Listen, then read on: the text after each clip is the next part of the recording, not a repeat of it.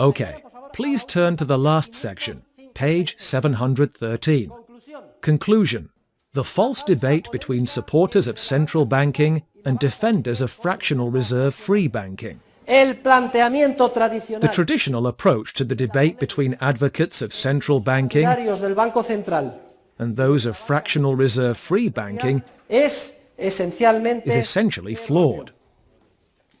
First, this approach ignores the fact that the fractional reserve free banking system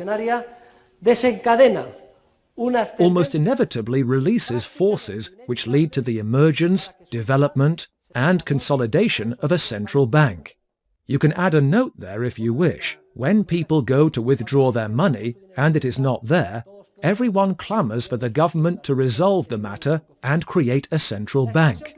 Fractional reserve banking gives rise to credit expansion, which triggers reversion processes in the form of financial crises and economic recessions, which in turn inevitably prompt citizens to demand government intervention and state regulation of banking.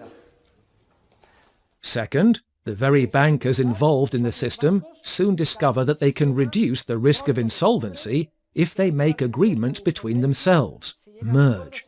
What has the Bank of Spain called for in recent years to solve the problem, the merging of savings banks, or even demand the establishment of a lender of last resort to provide them with the liquidity necessary in times of difficulty, or to institutionalize and officially direct the growth of credit expansion? Notice that when principles are violated, people want their money to be safe, so they accept the existence of public money and a central bank that backs everything.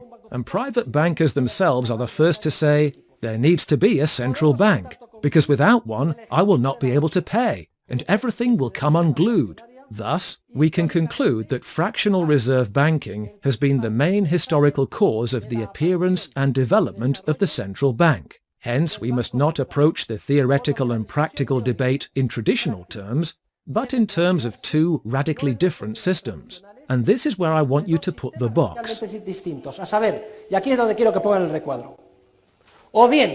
A free banking system, subject to traditional legal principles, a 100% reserve requirement, and in which all fractional reserve operations, whether voluntarily agreed upon or not, are cracked down on as illegal and a breach of public order, and a system which permits fractional reserve banking and from which a central bank, lender of last resort, will inevitably re-emerge and control the entire financial system.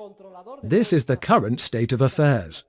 These are the only two theoretically and practically viable alternatives, and they are the only scientifically possible alternatives.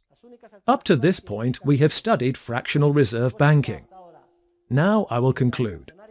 On Thursday, we will look at 100% reserve banking, and we will finish the book.